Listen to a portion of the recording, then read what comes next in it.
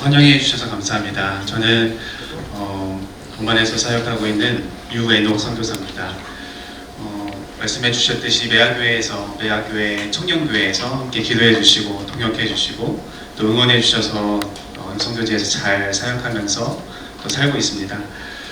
제가 중동 선교사라 중동 이야기로 말씀을 시작해 보려고 하는데요. 제가 있는 곳이 아라비아 반도입니다.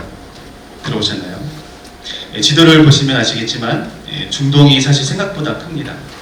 과거에는 이란에서부터 터키, 이집트까지를 중동이라고 하는데 현대에 와서는 이란에서부터 북아프리카까지를 이제 중동이라고 지정을 하는데요. 저희가 살고 있는 곳이 아라비아 반도, 이제 걸프 지역이라고도 하는데 중동의 중심 지역에 있습니다. 오만이 오른쪽에 있고, 그리고 우리가 잘 아는 사우디아라비아, 그리고 두바이, 아부다비로 유명한 아랍에미레이트, 그리고 쿠웨이트, 작지만 보이지 않지만 바레인, 그리고 예멘, 이렇게 7지역을 걸프 지역, 걸프 국가라고 하는데요. 이 지역은 대부분 산유국입니다. 예멘을 제외하고 대부분 원유가 나오는 산유국이라 굉장히 잘 사는 지역이고 왕정 국가입니다. 요즘 뉴스에 핫한 곳이죠. 이란과 또 미국과의 전쟁 때문에 뉴스에 자주 등장하는 지역이기도 한데요. 그 중에서 가장 많이 이제 지명되는 나오는 지명이 호르무즈 해협이지 않습니까? 호르무즈 해협이 이란과 오만 사이에 있습니다. 이렇게 있는데요. 전쟁이 발발하면서 사실 전 세계의 3분의 1의 석유가 이 걸프 지역에서 생산되고 있습니다. 근데 그 원유가 대부분 이쪽 이제 바닷가 해안가 중심으로 이제 개발이 되고 생산이 되는데 저 지역에서 나오는 원유를 가지고 이제 뽑아다가 유조선에 싣고 저기 호르무즈를 통과해서 각 국가로 운송을 하고 있는데요. 전쟁이 터지면서 이란이 이제 저기 좁은 호르무즈 해협을 막고 처음에는 유조선을 통제하다가 나중에는 모든 이제 배, 선박들을 통행하고 통제하면서 문제가 되기 시작했고, 그리고 미국은 오만 바로 앞에 오만만이라는 곳에서 또 이란과 대치하는 그런 상황들이 몇 개월 동안 이제 지속되고 있습니다. 많은 공격을 주변 국가에서 받았습니다.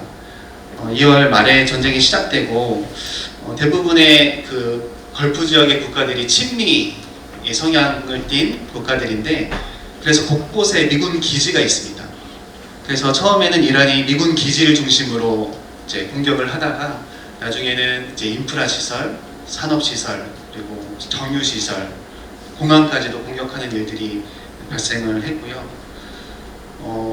뉴스에는 잘 나오지 않았지만 저희가 살고 있는 오만 지역에도 한 달에 2번, 3번 가량 이제 드론 미사일을 통해서 공격을 하고 있습니다. 다행히 다른 국가에 비해서는 큰 인명 피해는 없지만 그동안 사실 한 번도 전쟁 경험이 없었던 나라들이어서 우리는 오일머니로 인해서 정말 번영을 누리고 많은 돈을 축적하는, 그리고 안전하다라고 믿어왔던 이 모든 걸프 지역의 국가들이 이런 타격을 입고 어려움에 겪으면서 걸프 지역이 통째로 흔들리는 그런 상황 가운데 있습니다. 우리나라 외교부에서도 출국 권고 3단계를 발령을 해서 여행자뿐만 아니라 그 지역에서 일하는 주재원들도 다 철수하셨고, 심지어는 몇몇 선교단체에서도 선교사들을 이제 철수시키는 그런 일들도 발생을 했습니다. 많은 사람들이 그 땅에서 많은 스트레스를 받고 불안해하면서 살아가고 있습니다. 무엇보다 주요 항구들이 다 막혔지 않습니까? 그런데 이 나라 대부분의 지역들이 산유국이라 공장이 없어요. 제조업이 전혀 발달되어 있지 않기 때문에 공산품이라든지 식료품, 원자재 모든 부품을 이제 두바이에서 수입을 의존을 하고 있는데 이런 무역 거래가 중단되면서 굉장히 물가들은 이제 치솟고 있고 앞으로 어떻게 될지 모르는 그런 예측할 수 없는 상황 가운데 불안해하고, 그리고 이런 모든 일들이 장기화되면서 답답해하는 그런 삶을 살아가고 있는 것이 지금 걸프 지역의 상황입니다. 하루빨리 걸프 지역의 전쟁이 그치고 모든 나라가 정상화될 수 있도록 기도해 주시고 그 땅 가운데 그리스도의 평안이 임하기를 위해서 기도해 주시기 바랍니다. 그런데 이런 전쟁 상황 가운데서도 감사한 것이 하나 있더라고요. 그거는 중동에 대한 관심이 정말 이전보다 많아졌다라는 것이죠. 여러분 그렇지 않습니까? 뉴스를 켤 때마다 중동 이야기가 흘러나오고 뉴스뿐만 아니라 다양한 유튜브 콘텐츠 중동 이야기들이 많아졌고 중동 전문가들이 인기가 많아지는 그런 일들을 보면서 중동이 이전보다 관심이 많아졌구나라는 생각이 굉장히 고무적으로 느끼게 되는데요. 우리가 선교를 하기 위해선 반드시 기도가 병행되어야 하는데 기도가 일어나기 위해선 그 지역을 잘 알아야 하지 않습니까? 그리고 그 지역이 노출되어야 하지 않습니까? 그래서 선교사가 이렇게 다니면서 선교지 이야기도 하고 또 선교 보고도 해야 하는 것이죠. 그런데 이렇게 방송을 하게 되면서 전쟁 이야기뿐만 아니라 이제 중동의 문화, 종교 그리고 왜 이렇게 분쟁이 일어났는지에 대한 이런 이야기들이 전파되면서 공유되면서 중동에 관심이 점점 많아지고 있다는 것이죠. 사실 우리는 중동에 대한 관심을 크게 두지 않고 지금까지 살아왔습니다. 혹시 여러분 중동하면 떠오르는 이미지가 뭐가 있으십니까? 물어보면 석유, 낙타, 사막, 만수르 이런 이야기들 정도뿐입니다. 우리는 중동에 대해서 사실 많은 것을 모르고 살아왔습니다. 저도 사실 중동을 전혀 모르고 현지로 갔습니다. 제가 선교사가 되기로 결정을 한 다음에 저의 소명은 선교사가 가장 없는 곳으로 가자가 제 소명이었어요. 가장 좁은 문, 좁은 길이 어딜지에 대한 마음을 붙잡게 되었고 가장 척박한 곳으로 가자. 선교가 안 되고 힘들다고 하는 곳으로 가자. 그래서 세계 지도를 딱 폈는데 선교사가 가장 없는 곳이 중동의 걸프 지역이더라고요. 지금 보시는 수치가 10년 전이나 지금이나 동일한데요. 보시면 전 세계 선교사의 숫자가 45만 명이라고 합니다. 근데 그 중에서 77%의 선교사가 이미 복음화된 지역에서 사역하고 계시고 그리고 20% 선교사들이 복음화되진 않았지만 현지에 교회가 있는 지역, 복음을 언제든지 접할 수 있는 기회가 있는 지역에서 사역하고 계시고 오직 3%의 선교사만이 복음이 전달되지 않는 미전도 지역에서 사역하고 있다는 겁니다. 그런데 그 3% 미전도 지역 중에서도 저희가 있는 이 걸프 지역은 0.5%의 선교사밖에 되지 않는다는 거예요. 0.5% 선교사. 되게 애매하지만 인구 비율로 따지면 다른 보통의 선교 지역에서는 선교사 한 명 비율당 현지인 수백 명에서 수천 명을 담당하고 섬기면 되겠지만 걸프 지역은 선교사 한 명당 30만 명에서 50만 명을 커버해야 하는 선교사가 가장 없는 곳이 바로 걸프 지역이라는 것이죠. 여러분들 오만을 위해서 기도해 주시고 후원해 주시고 동역해 주시는데 정말 내가 0.5% 선교사를 위해서 사역하고 또 기도하고 또 동역하고 있구나라는 그 자부심으로 함께 해주셔도 좋을 것 같습니다. 아무튼 저는 선교사가 가장 없는 곳이라고 생각을 하고 그곳으로 결단하고 파송을 받았습니다. 근데 그때만 해도 중동에 대한 이미지가 샘물교회 피락사건 여러분 아시죠? 그리고 미국에서 9.11 테러 그리고 이라크 전쟁, 걸프 전쟁 그리고 예멘의 내전 이런 이미지들로 가득 차 있었습니다. 그래서 나도 가면 죽을 수도 있겠구나 라는 생각을 문득 하게 됐어요. 근데 한순간으로 마음이 짜릿하더라고요. 내가 하나님을 위해서 내 생명을 드리고 내 삶을 드린다면 그게 얼마나 영광스러운 일일까라는 생각을 했습니다. 그렇게 아무것도 그 지역에 대해서 모르고 죽음을 각오하고 그 땅으로 가기로 결정을 했어요. 그래서 제가 파송 예배를 드리는데 그 마지막에 선교사가 나와서 마음을 나누는 그런 시간이 있지 않습니까? 그래서 제가 그 시간에 정말 부끄럽게도 유언장을 낭독하는 기분으로 마음을 나누었던 부끄러웠던 기억이 있습니다. 주변에서도 시각이 동일했죠. 우려가 굉장히 컸습니다. 유선교사, 선교사가 없는 데에는 그만한 이유가 있는 거야. 거기는 산유국이라 물가도 비싸고 생존 자체가 힘든 곳이야. 재정도 많이 필요한데 어떻게 하려고 하냐. 많은 우려를 보내셨고 다른 지역도 선교사가 정말 많이 필요한데 그곳으로 가면 어떻겠냐 하는 선배 선교사들의 만류와 걱정들이 정말 많았습니다. 근데 막상 가보니 선배 말은 어른 말은 틀린 말이 하나도 없더라고요. 물론 생각처럼 위험한 나라는 아니었지만 제가 가장 먼저 맞닥뜨렸던 게 살인적인 날씨였습니다. 그 지역은 1년에 3분의 2, 그러니까 8개월 동안이 여름인데요. 이 8개월 중에서도 4개월 동안은 정말 이 극한의 더위인 날씨예요. 45도에서 50도까지 올라갈 정도로 정말 덥고, 내륙으로 들어가면 60도까지 올라가는 정말 더운 날씨였습니다. 제가 딸 둘이 있거든요. 두 딸을 1살, 2살도 안 된 어린 아이를 데리고 가서 그 땅에서 정착을 했는데, 기저귀를 벗기고 이제 아이들 엉덩이를 지켜주려고 찬물을 수도꼭지를 돌리면 대부분 그 지역은 이제 물탱크가 옥상에 있다 보니 정말 강렬한 햇빛이 물을 데피면서 정말 손이 데일 정도로 뜨거운 물이 나오는 곳이었어요. 그래서 물을 받아놨다가 식혀가지고 아이들을 닦으면서 그렇게 생활을 했었는데요. 정말 더운 곳입니다. 또 다른 이미지는요, 산유국이랑 정말 잘 삽니다. 대부분의 현지인들이 부자들이기 때문에 외국인 노동자들이 많잖아요. 그런 사람들을 아래로 보는 것이죠. 보통 선교지에 가보신 분들 아시겠지만 선교사가 현지인들보다 잘 살죠. 그래서 영향력이 있습니다. 그들을 모으게 할 수 있고, 그들이 필요한 것들을 채워주면서 가르치거나 구제하면서 교육을 하면서 그리스도를 전파할 수 있는, 그런 사역할 수 있는 힘이 작동하는 곳이 일반 보통의 선교지입니다. 그런데 여기는 현지인들이 너무나도 잘 살고 부족함이 없는 삶을 사는 것이죠. 저희 지역에 단기 선교팀이 오면 처음으로 놀라는 게, 선교사님 집이 정말 크고 좋으시네요 라고 많이들 이야기하세요. 근데 그곳은 보통의 집들이 다 그렇게 크고 넓거든요. 그러면 혹시라도 선교사가 정말 사치스럽게 사는 거 아니야 라고 오해하실까봐 조심스럽게 말씀드리죠. 집사님, 권사님, 이 지역은 기존의 선교지와 다릅니다. 다른 관점으로 새로운 시각으로 바라봐 주세요 라고 조심스럽게 말씀드립니다. 보통 선교지는 어렵고 또 현지인보다 선교사들이 더 잘 살지 않습니까? 근데 이곳은 완전히 반대인 것이죠. 현지인들이 선교사를 불쌍히 여기는 곳에서 사역을 하고 있습니다. 그래서 현지인을 딱 만나면 두 가지를 물어봐요. 너는 국적이 어디냐? 그리고 내 직업이 무엇이냐?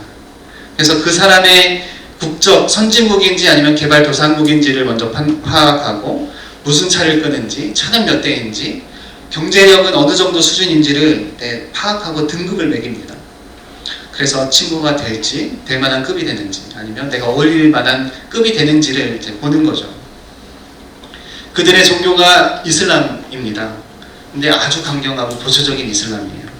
하루에 5번씩 기도를 하러 모스크에 가는데, 저는 처음에 정말 그렇게 많은 무슬림들이 있으면 날라리 건성건성 다니는 신자들이 많을 거라고 생각을 했어요. 그런데 대부분의 무슬림들이 정말 진지하고 경건하게 신앙생활을 합니다. 그 나라 사람들의 99% 이상이 다 이슬람을 믿는, 현지의 교회가 아직까지도 하나도 없는 그런 곳에서 사역을 하고 있는 것이죠.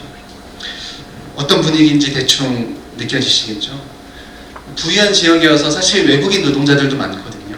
그런데 그들조차도 주변의 방글라데시나 파키스탄 같은 무슬림 이슬람권 지역에서 노동자들을 받습니다. 그러니까 그 땅에 살면 내가 다른 나라로 이민을 가지 않는 이상 평생을 살아도 크리스천 친구를 한 명도 만나보지 못하고 죽는 곳이 바로 오만이라는 지역입니다. 그래서 새로운 세계관을 경험하지 못하고 어항 속에 갇힌 물고기처럼 그렇게 살아가니까 얼마나 이 생각의 폭이 좁겠습니까? 그리고 다른 종교에 대해서 얼마나 비관적이고 배타적일까요? 그래서 제가 가서 살면서 처음으로 느꼈던 것이, 나는 그들을 사랑할 수 없는 존재다라는 것이었어요. 솔직히 제가 그들을 안타깝게 여기지 못하는데 어떻게 사랑할 수 있겠습니까? 단기 선교를 가도 그런 마음이 들잖아요. 어렵고 힘든 그런 환경에 처한 영혼들을 보면 막 긍휼한 마음이 나도 모르게 막 일어나죠. 그래서 저절로 기도가 되죠. 그런데 그런 마음이 생기지 않는 거예요. 내가 여기서 할 수 있는 것이 아무것도 없겠구나. 복음을 전하기는커녕 쫓겨나지만 않으면 다행이겠구나 라는 생각이 들었어요. 그런데 그 땅에 살면서 기도하는데 하나님께서 저에게 처음 주셨던 말씀이, 내가 이 땅에서 새 일을 행할 것이다 라는 것이었어요. 이사야 43장 19절 말씀을 주셨는데요. 우리 같이 한번 읽어보겠습니다.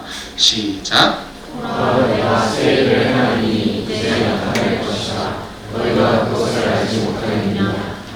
내가 너에게 이를 전파하게 강을 드리니. 아멘. 네, 이 말씀을 주시는데요. 한편으로는 제 마음이 원하지 않았어요. 과연 제가 무엇을 할 수 있을까요? 차라리 가난하기로 하면 비집고 들어갈 틈이라도 있을 텐데 콧대는 이렇게 높고 종교심은 이렇게 강한데 내가 어떻게 이들에게 다가갈 것이며 어떻게 그리스도를 전파할 것이며 어떻게 새 일을 행할 수 있겠습니까? 라는 의문이 들기 시작했어요. 그런데 주님께서 저에게 새로운 패러다임의 선교를 시작하게 하시는 거예요. 그건 바로 그 땅에서 말로 복음이 아니라 삶으로서 복음을 전파하게 하신다는 것이었죠. 베드로전서 3장 말씀에 보면 그리스도가 전파되는 것이 말로 설득하는 것이 아니라 우리의 바른 행실을 통해서 전파된다라고 말씀하시잖아요. 하나님께서 새로운 선교의 패러다임을 저에게 말씀하시고 그 지역에 맞는 그리고 그 지역에서 할 수 있는 선교 형태를 저에게 말씀해 주시는 거죠. 단순히 목소리가 아니라 그 땅에 오랜 기간 살면서 우리의 일상과 직업과 노동과 서비스와 이 전인적인 삶을 통하여서 그리스도를 전파하는 것이죠. 총체적인 복음을 전파하는 것이죠. 이게 바로 내가 가야 될 길이다. 그리고 우리 모두가 앞으로 가야 할 선교의 방향이다라고 제게 말씀을 해주셨던 거예요. 여러분, 이스라엘 백성이 가나안 땅에 들어가려면 요단강을 건너가야만 했었습니다. 오늘 읽은 4절 말씀에 이렇게 표현하죠. 너희가 이전에 이 길을 지나보지 못하였습니다. 한 번도 가보지 않은 길이다 라는 거죠. 한 번도 건너보지 않았던 이 강을 건너야 했던 그들의 마음이 얼마나 두려웠겠습니까? 우리 모두가 그렇지 않습니까? 물론 이스라엘 백성은 40년 전에 어디를 건넜죠? 홍해를 건넜습니다. 그리고 긴 시간 동안 광야 생활을 했어요. 그런데 홍해를 건넜던 1세대 이스라엘 백성들이 40년이라는 그 긴 시간을 그 땅에 살면서 대부분 죽고 갈렙과 여호수아 빼고는 물을 만나본 사람이 없고 강을 건너본 사람들이 없는 사람들이었어요. 이 넘실거리는 이 강을 보면서 얼마나 두려웠을까요? 우리 모두가 그렇죠. 우리가 불확실한 것, 우리가 한 번도 경험해보지 않았던 것들에 대한 두려움이 우리 가운데 다 있습니다. 미래를 한 치 앞도 모른다는 것이 우리를 불안하게 하고 두렵게 만드는 것이죠. 어떻게 이 강을 건너야 할지 막막했을 것이고 엄청난 두려움이 우리 그들 가운데 있었을 겁니다. 그런데 믿음은요, 두려워하지 않는 것이 믿음이 아니라 두려움 가운데에도 앞으로 나아가는 것이 믿음이라는 것이죠. 눈앞에 넘실거리는 이 한계와 상황을 바라보는 것이 아니라 뛰어넘어 역사하실 하나님을 바라보며 한 걸음 나아가는 것이 바로 믿음인 것입니다. 제가 그동안 그전까지 가장 잘할 수 있었던 것이 복음 전도였습니다. 길거리에 나가서 사역리 가지고 복음을 전도하고 내비게이터 선교단체에서 복음 어떻게 전하면 효과적으로 전할 수 있을지를 배웠고 제자 훈련을 배웠고 교회 사역을 열심히 배웠습니다. 그런데 제가 비즈니스라는 한 번도 해보지 않은 일 그리고 한 번도 가보지 않은 길을 제가 가야 하는 것이에요. 그 일을 통해서 제가 하나님을 영화롭게 할 수 있다는 것을 믿기 시작했고 그 일에 순종하면서 가장 처음 했던 것이 국제학을 새로 공부해서 전공한 것이었습니다. 그래서 신학학위가 아니라 국제학을 들고 사회로 세상으로 나아가게 된 것이죠. 그리고 비즈니스를 배웠습니다. 많은 선배 선교사들이 비즈니스 선교를 하면서 어려웠다고 이야기하고 실패했다고 이야기하는데 왜 어려웠고 어떻게 하면 실패하지 않을 수 있을지를 고민하고 공부하기 시작했어요. 그리고 오랜 시간을 준비해서 2번의 창업을 경험하게 되었습니다. 첫 비즈니스는요, 오만에서 이 작은 오만 백화점의 작은 매장을 임대해서 한국 옷을 떼어가서 여성 옷을 팔았습니다.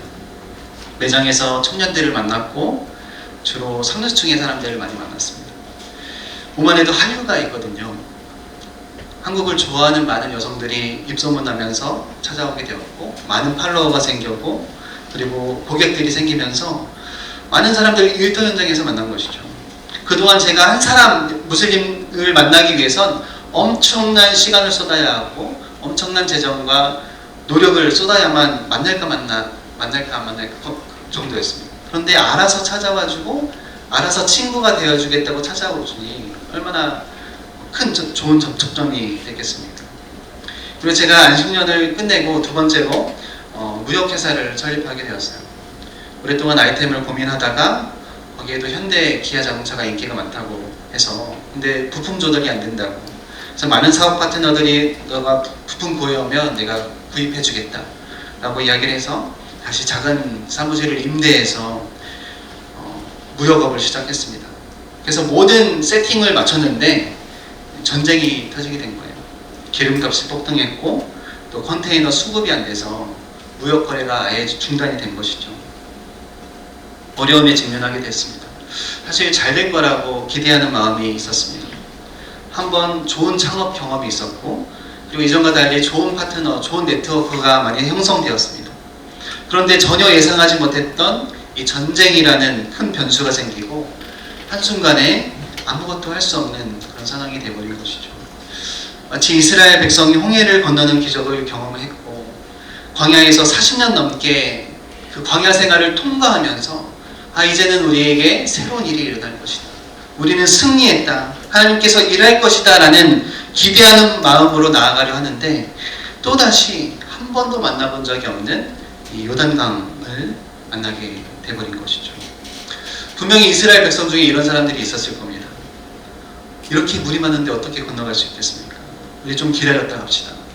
우리가 광야에서 이렇게 40년 동안을 기다리고 버텼는데 물이 줄어들 그 몇 달을 못 기다리겠습니까?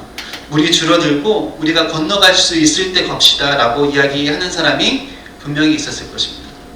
그런데 하나님의 뜻은 전혀 달랐죠. 물이 줄어들 때가 완벽한 때가 아니라 하나님께서 말씀하실 그 때가 완벽한 때다라는 것이죠. 여호수아는 하나님의 말씀을 신뢰했습니다. 그리고 5절에 이렇게 고백합니다. 여호와께서 내일 너희 가운데 기이한 일들을 행하시리라. 이것이 하나님의 약속이었고 여호수아는 그대로 이루어질 거라는 믿음의 선포였습니다. 내일 너희 가운데, 우리 가운데 기이한 일을 행하시리라. 그리고 믿음으로 발을 내딛었더니 흐르던 물이 멈추었고 이스라엘 백성은 무사히 건널 수가 있었던 것이죠. 하나님께서 일하시는 때는요, 우리가 생각하는, 우리가 계산하는 그 완벽한 때가 아니라 우리가 순종과 믿음으로 아멘하고 발걸음을 내딛는 그 때가 하나님께서 생각하시는 일하시는 때라는 것입니다. 하나님께서 우리에게 주신 소명이 있다면 그리고 소망이 있다면 우리는 그것을 끝까지 포기하면 안 되는 것이죠. 우리가 내려놓아야 할 것이 있다면 그건 바로 이렇게 이루어져야만 해, 이때 이루어져야만 했던 우리의 방식이고 우리들만의 시간이라는 것이죠. 제가 그곳에서 11년 동안 이제 선교하면서 개종자 한 명을 만나보지 못했거든요. 그 땅에 발을 내딛고 하나님께서 새 일을 행하실 것이다 라는 기대감을 가지고 제가 이제까지 기도하면서 나와 왔지만 개종자 한 명을 만나보지 못했습니다. 제가 작년에 선교훈련 때 와서도 잠깐 간증했지만 저희 집에서 차를 타고 조금만 가면 이런 사막이 있습니다. 저희는 그곳에서 사막을 바라보면서 함께 예배하고 찬양하면서 하나님이 저희에게 주셨던 이사야 43장 말씀을 가지고 기도합니다. 하나님 이 가운데, 이 땅 가운데 하나님 새 일을 행해 주십시오. 이 사막에 강의를 입게 하시고 하나님 광야에 길이 나게 하십시오. 하나님 이 땅에 수많은 영혼들이 함께 나와 예배하는 그날을 이 땅 가운데 허락해 주십시오 라고 선포하면서 그렇게 기도하는 거예요. 그런데 1년이 지나고 2년이 지나고 5년이 지나고 10년이 지나도 그 일이 이루어지지 않는 겁니다. 제가 여전히 기도는 하고 있지만 어느 순간부터 벽에 대고 기도하는 것 같은 마음이 들기 시작하는 거예요. 과연 이 일이 이루어질까? 의심하기 시작하고 스스로 타협하기 시작합니다. 안 되는 건 안 되는 거구나. 참 어렵구나 라는 생각이 듭니다. 그런데 오만에 아주 특별한 일이 벌어졌습니다. 무슨 일이 벌어졌냐면 오만 전역에 3일 동안 폭우가 쏟아졌습니다. 그게 뭐가 특별한 일이야 싶으시겠지만 오만 연 가물량이요 60mm도 안 되는 곳입니다. 그러니까 비가 조금 찔끔 한 몇 방울 떨어지고 마는 것이 오만인 거예요. 우리나라 연 가물량이 1500mm. 그러니까 20년 동안 오만에서 오는 비를 모아야 우리나라 1년 가물량과 같아지는 것이죠. 완벽한 사막 기후인 곳에 3일 동안 쉬지 않고 폭우가 쏟아진 거예요. 엄청난 기상이변인 거죠. 얼마나 내렸는지도 관측을 못할 정도였어요. 그래서 모든 것이 슬텁되었습니다. 비가 안 오는 나라니까 당연히 배수시설이 없겠죠. 비에 대한 대비가 없기 때문에 물난리가 난 겁니다. 학교가 다 휴교하고 전산이 마비가 되고 차에 이제 도로에 세워진 차들이 다 침수가 되고 그리고 집 사이, 샤시 사이로 문 사이로 물이 칼칼칼 쏟아져서 정말 말 그대로 물난리가 났었어요. 현지인들도 평생 내가 살면서 이런 비는 처음 경험해 본다고 이야기할 정도였습니다. 근데 비가 그치고 며칠이 지났어요. 그리고 이제 어느 정도 다 정리가 되었을 때 저희가 다시 나가서 사막에 갔는데요. 너무 깜짝 놀란 거예요. 이랬던 이 사막이 이렇게 바뀌어 있는 겁니다. 사막에 정말 물이 고여 있는 거예요. 저기가 사막인데요. 초원이 아니라 사막입니다. 완전 사막이었던 지역이 정말 싹이 돋아나고 꽃이 피기 시작하고 있는 거예요. 제가 너무 놀라서 그 광경을 보면서 사진을 찍고 멍하니 쳐다보고 있는데 그때 하나님께서 저에게 이렇게 말씀을 하시는 거예요. 호진아, 이것 좀 봐봐. 이것 좀 봐봐. 내 약속은 반드시 이루어질 거야. 너는 포기하지 말고 믿음으로 계속 나아가라. 제가 그 마음을 아멘하고 붙잡고 믿음으로 취했습니다. 여러분, 하나님의 약속은요 반드시 이루어집니다. 중요한 것은 우리가 신뢰함으로 계속 믿음으로 나아가는 것이죠. 하나님께서 우리가 문제 앞에 설 때마다 그 앞에서 우리가 한 걸음 내릴 때마다 우리를 더 강하게 만드실 것이고 한 걸음 한 걸음 내릴 때마다 우리에게 새로운 것을 보여주실 겁니다. 오늘 저희가 읽진 않았지만 17절 말씀 우리 같이 한번 읽어보겠습니다. 시작. 여호와의 영역궤를 맨 제사장들은 요단 가운데 마른 땅에 굳게 섰고 그 모든 백성이 요단을 떠나기를 그칠 때까지 모든 이스라엘은 그 마른 땅으로 건너가더라. 아멘. 요단강이 갈라진 기적만큼이나 중요한 것이요, 제사장들이 그 요단강 한복판에 그 자리에 굳게 서 있었던 것인 거예요.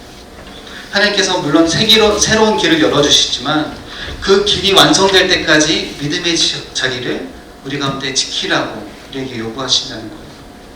그 믿음의 현장, 우리가 기도하고 있는 그 문제의 현장 가운데 그 자리를 지켜라.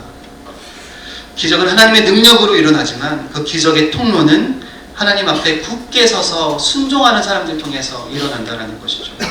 이슬람 한복판에 굳게 서 있는 것이 저의 사명인 것이고 삶의 현장의 한복판에 들어가 굳게 서 있는 것이 우리의 사명인 것입니다. 언약계이신 하나님을 붙잡고 말씀을 메고 굳게 서 있는 것이 우리 모두에게 주신 사명이라는 거예요. 제가 옷가게를 하고 그리고 무역회사를 하면서 어떻게든 그 땅에 생존하기 위해서 정말 발버둥 치고 있는 가운데 하나님께서 생각하지도 않은 그런 길을 열어주셨습니다. 어느 날 이 사우디아라비아에 있는 여행사 대표로부터 갑자기 연락을 받았어요. 혹시 여행사 에이전트로 일해보실 생각 없냐라는 거예요. 여러분, 오만이요 여행지로 정말 각광을 받고 있습니다. 많은 유튜버들이 참 이제 오만으로 오고 있고 또 연예인들도 와서 다양한 콘텐츠를 찍어가고 있다 보니 점점 유명해지고 많은 사람들이 찾기 시작하는 거예요. 그런데 오만에 한국 여행사가 아직까지 없거든요. 그래서 그 일을 저보고 해보지 않겠냐라고 제안을 해주셨어요. 근데 그 일을 하려면 일단 그 지역에 오래 살아서 그 지역을 잘 알아야 하고 언어도 할 줄 알아야 되고 또 네트워크가 좀 되어 있어야 하는데 그리고 좀 비교적 젊어야 하는데 거기서 할 수 있는 사람들이 없는 거예요. 그래서 저한테 제안을 받아서 저도 비즈니스 에즈 미션의 일환이고 또 이 사업이 또 비전도 있다고 하니 제가 해보겠습니다 하고 여행 오는 팀을 받기 시작했습니다. 근데 아무리 오만이 이쁘고 미지의 세계라고 한다 할지라도 여기까지 한국에서 사람들이 오실까? 이런 생각이 들었는데 그리고 한국 사람들이 여행을 하도 많이 다녀서 이제 안 가본 나라가 없는 거예요. 그래서 새로운 곳을 찾겠다고 오만까지 여행을 오기 시작하는 겁니다. 그리고 오만을 선점하기 위해서 하나투어, 롯데투어, 참 좋은 여행사에서 다 오겠다고 이제 1년 스케줄이 잡히기 시작하는 거예요. 그러면서 하나님께서 새로운 길을 열어주셨구나라는 생각이 이제 들기 시작하는 거예요. 그런데 이마저도 전쟁이 일어나면서 모두 취소가 된 것이죠. 그런데 여행은 취소가 돼도 기업 출장은 계속 다니지 않습니까? 우리나라 정부기관에서 오고 한국의 무슨 해양박물관에서 MOU 맺겠다고 오고 분해서 오는 그런 일들이 계속 생기는 겁니다. 제가 그 일을 코디네이터로 돕고 또 일정을 짜주고 현지에서 만날 사람들을 연결해주는 그런 일들을 하면서 모든 일정을 따라다니면서 가이드를 해주거든요. 그런데 정부 관계자들이 사실 우리나라에서 오면 아무나 만납니다. 오만의 고위 관료들을 만나는 거예요. 로얄 패밀리를 만나는 거예요. 제가 얼굴들을 다 가려놨지만 이 왕정 국가에는 호칭, 높은 사람 조금만 높으면 호칭이 다 있거든요. 메저스티라고 하면 그 나라의 가장 높은 사람을 왕을 메저스티라고 하고, 그리고 그 아래로 이제 하이너스, 우리나라 말로 하면 저하 같은 개념이죠. 그리고 그 아래가 이제 엑설런시라고 해서 장관급 이상 고위 관료 인사들을 엑설런시라고 호칭을 하는데, 이런 사람들을 이제 만나게 되는 것이죠. 선교사 신분으로 만날 수 없는 이 나라의 관료들을 만나고 또 인맥을 쌓게 되면서 비즈니스의 어떤 새로운 지경들을 하나씩 넓혀가게 하시는 것이죠. 지난달까지는 한국에 있는 모든 방송사에서 다 오만에 와 있었습니다. 이란과 미국의 전쟁을 취재하기 위해 호르무즈까지 못 가니 가장 가까운 오만에서 취재를 하는데, 제가 그 일들을 돕고 정보를 주면서 코디를 해줬어요. 이렇게 버티고 남아서 굳게 서 있으려고 노력하니 제가 할 수 있는 길들을 조금씩 열어주고 계시고 다양한 사람들을 만나게 하시는 것이죠. 그래서 이제는 하나님께 더 어떻게 일하실지 기대하는 마음이 생기기 시작하는 겁니다. 물론 이런 열매가 없는 그런 지역에서 사역하다 보면 지칠 때가 많습니다. 왜 하필이면 나를 돌짝밭으로 보내셔서 이렇게 하지도 않았던 일들을 경험하게 하시는지 불평을 하기도 합니다. 옥토밭으로 가면 하나님께 더 많은 열매를 드리면서 하나님 기쁘시게 해드릴 수 있었을 텐데 왜 이렇게 길이 보이지 않고 열매가 보이지 않는 길로 보내셨습니까? 그러면서 하나님의 뜻이 아닌가 하면서 새로운 탈출구를 찾아 고개를 두리번 거릴 때가 참 많습니다. 제가 아까 처음에 이 지역에 선교사가 가장 없는 곳이라고 소개를 해드렸잖아요. 근데 살다 보니까 그 지역에 왜 선교사가 없는지를 이제 알겠는 거예요. 선교사가 없는 이유는 그 땅에서 언약궤를 메고 굳게 서서 버티는 것이 너무나도 힘들기 때문인 거예요. 지속 가능한 비즈니스를 해서 비자를 유지하는 것이 어렵고, 이슬람이라는 지역에서 영적 전쟁을 승리해서 매일매일 선교라고 거룩하게 살아가는 것이 한 해 한 해 시간이 지나갈수록 버겁고 이 사명이 무겁다고 여겨지기 때문인 것이죠. 그래서 이제는 지친다, 우리의 사명이 너무 무겁다, 너무 과하다 하면서 이제는 할 만큼 하지 않았나 하면서 우리가 실증을 내기 시작한다라는 것이죠. 제가 최근 비자를 받을 때였습니다. 비자를 받는 모든 마지막 단계가요, 모든 준비가 이제 서류 준비가 완료가 되면 그 모든 이제 서류를 이민국에 제출을 하고 비자 신청이 들어가면 그게 승인될 때까지 그 나라에서 잠깐 나와 있어요. 해외로 나와 있어요. 그래서 비자가 금방 나오겠지 하는 마음으로 이 백팩에다 최소한의 그 짐을 뿌려서 싸가지고 옆나라 아랍에미레이트 두바이로 갔습니다. 근데 거기서 기다리는데 며칠이 지나도 비자가 안 나오는 거예요. 보통 전산화가 돼서 요즘에는 3일이면 다 나오는 게 정상적인 업무인데 일주일이 넘도록 비자가 나오지 않는 거였어요. 호텔을 옮겨 다니기 시작했습니다. 처음에는 괜찮은 호텔에 있다가 싼 호텔을 잡고 더 싼 허름한 호텔로 이렇게 옮겨 다니기 시작했어요. 아침마다 오늘은 비자가 나올까? 그렇게 3주가 지났습니다. 눈을 뜨면 짐을 싸고 체크아웃 할 시간이 다가오면 연장을 해야 될지 어디로 가야 할지 그렇게 피말리는 그런 시간들을 보내게 되는 것이죠. 근데 최근 오만 동향을 보면 선교사들 50% 반 이상이 다 추방을 당하는 그런 추세거든요. 한국 선교사뿐만 아니라 서양 모든 국제단체 선교사들이 반 이상이 최근 추방을 당하는 일들을 겪으면서 그런 생각이 드는 거예요. 이제 내 차례인가 보구나. 비자를 안 주려고 하나 보구나. 그런데 기다리면서 차라리 되면 된다, 안 되면 안 된다라고 결과를 빨리라도 알려주면 좋을 텐데 왜 이렇게 시간을 질질 끌면서 이렇게 사람 피말리게 하는지 이해가 되지 않았습니다. 그렇게 한 달이라는 시간이 지나니까 이제 너무 지쳐서 이런 생각이 들기 시작했어요. 아예 비자 안 나왔으면 좋겠다. 이런 나라에서 평생을 앞으로도 이런 고생을 하면서 산다는 게 정말 숨이 막히는 거예요. 그래서 오만으로 들어가고 싶은 마음이 싹 사라져 버렸어요. 아예 실증이 나버린 거죠. 그래서 차라리 비자 안 나왔으면 좋겠다. 투정하기 시작했습니다. 이왕이면 저를 환영하는 곳으로, 이왕이면 조금 더 쉬운 곳으로 가고 싶다라는 마음이 생기게 된 것이죠. 저는 그 순간 하나님에 대한 기대감을 완전히 잃어버렸습니다. 10년 동안 그 땅에 살면서 하나님께서 새로운 길을 만들어 주셨고 놀라운 은혜를 경험하게 하셨고 사막이 강이 되는 놀라운 특별한 기적을 경험하게 하셨는데 그 모든 일들이 빛바랜 사진처럼 그렇게 전락해버리고 하나님께서 행하셨던 일들이 그저 하나의 추억으로 전락해버린 것이죠. 여러분, 사람의 마음이 참 간사하지 않습니까? 가장 어려운 일이 우리의 마음을 늘 새롭게 하는 일인 것 같아요. 사람은 굉장히 빠르게 매너리즘에 빠지고 사람의 생각은 금방 고착화되고 굳어져 버리고 한번 상처를 받으면 그 트라우마가 너무나도 오래가는 게 사람의 모습인 것이죠. 저는 비자 문제와 이 제 안의 트라우마 때문에 내가 또 이런 문제를 겪어야 하냐고 하나님께 실증을 내고 있었던 거예요.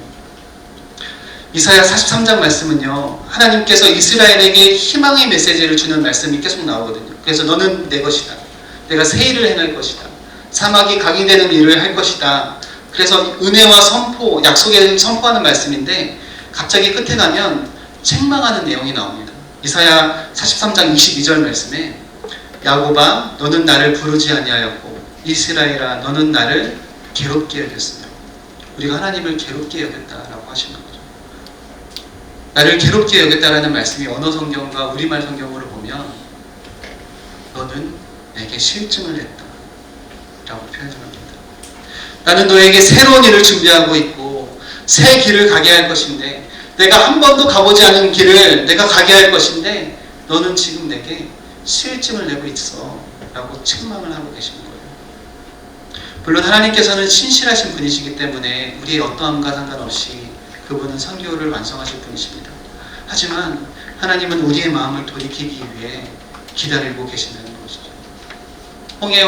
홍해를 건널 때와 요단강을 건널 때의 차이점이 참 많이 있지만 저희에게 와닿았던 것은요, 요단강을 건널 때는요 하나님께서 기다려 주셨다는 거죠.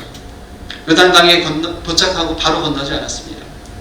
홍해를 건널 때는요 하나님께서 모세를 통해서 즉각적으로 급하게 일하셨지만 요단강에서는요 4일 동안 기다려 주셨고 5일째 되는 날 건너게 하셨습니다. 이스라엘 백성이 믿음으로 발을 내딜 수 있을 때까지 기다려 주신다는 거예요. 하나님께서 혼자가 아니라 우리와 함께 가기 위해서, 우리의 실증이 확증이 되기 위해서 우리를 기다려 주신다는 거예요. 그래서 우리의 신앙이 오래되면 오래될수록 우리가 가는 길이 여전히 험난하고 고통스러울수록 우리가 고백해야 할 것은 바로 이겁니다. 하나님, 저는 하나님께 실증나지 않았습니다. 하나님, 제 눈앞에 문제가 너무 크고 트라우마가 너무 깊지만 그럼에도 저는 하나님께 실증나지 않았습니다. 요즘 아이들 보면 여러분도 어떨지 모르겠지만 금방 실증을 내냅니다. 저희 아이 둘이 있는데 그 둘 중에 한 명 그런 아이가 있거든요. 누구라고 말을 못하겠지만 이거 가지고 좀 놀다가 금방 실증을 내서 팽개쳐버리고, 이거 배우고 싶다고 해서 값을 지불하고 배우게 해주면 조금 배우다가 실증을 내서 이내 포기해버려요. 제가 하도 괘씸해서 이렇게 얘기해요. 누구야, 너는 금방 실증을 내는 것 같아. 너 그러면 아빠랑 이렇게 함께 있는 것도 금방 실증 나? 라고 물어봤거든요. 그랬더니 걔가 아니, 아빠는 괜찮아. 아빠는 실증 안 나. 이러는 거예요. 왜? 아빠가 너 귀엽다고 볼도 꺼지고 귀찮게 하고 장난도 많이 치는데 실증 안 나? 그랬더니 아빠는 실증 안 나. 왜 안 나? 아빠는 내 아빠니까. 제가 괘씸해서 잔소리하려고 하다가 그 소리 듣게 되면서 기분이 좋아지더라고요. 아빠는 내 아빠니까. 부모의 마음이 다 그런 거죠. 하나님께서도 우리에게 이런 고백을 들으신다면 얼마나 기뻐하실까요? 하나님, 제 몸은 너무 지쳐있고 제 마음은 무기력해져 있습니다. 그러나 주님, 저는 하나님께 실증나지 않았습니다. 해결되지 않은 문제로 인해 더 이상 어떻게 해야 될지 모르겠고 이제는 기도할 힘조차 남아있지 않습니다. 그렇지만 저는 하나님께 실증나지 않았습니다. 10년 동안 20년 동안 하나님을 위해 열심히 살아왔습니다. 이제는 지치기도 하고 이 믿음을 앞으로 어떻게 지켜야 나가야 될지, 이렇게 믿음을 지키며 사는 것이 왜 이렇게 힘든지 모르겠습니다. 그렇지만 그럼에도 저는 하나님께 실증나지 않았습니다. 여전히 하나님을 신뢰합니다. 여전히 하나님을 사랑합니다. 이 고백이 하나님의 마음을 기쁘시게 할 것이고, 우리를 감싸주시는 하나님의 은혜를 우리 가운데 경험하게 하실 줄 믿습니다.